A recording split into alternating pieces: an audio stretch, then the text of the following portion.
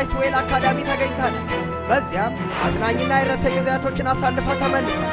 ዝርዝሩ ምን ይመስላል የሚለውን እንደሚከተለው ቢጣ ታቀርብ።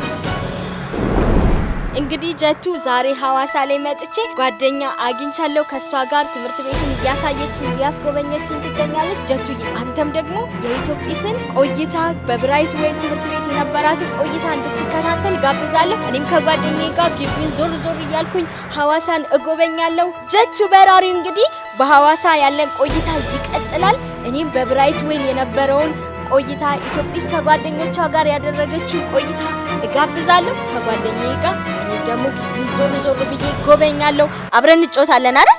አዎ። ስለዚህ ጀቱ በራሪው እኔና ኪያና አብረን እንጫወታለን። አንተ ደግሞ ፕሮግራሙን ትከታተላለህ። ጀቱ በራሪው አደረባችሁ ዝርዝር አላት እንደሚከተለው ታቀርብልን።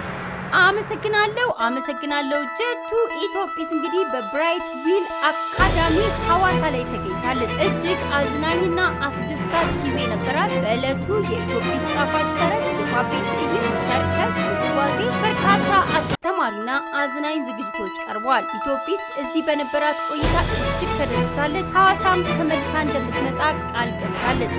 እጅግ አዝናኝ ጊዜ ነበር። አስተያየትም ተቀብለናል። አመሰግናለሁ። ስሜ ሄኖክ ማሞ ይባላል። የብራይት ዌል ትምህርት ቤት ስኩል ማኔጀር ነኝ።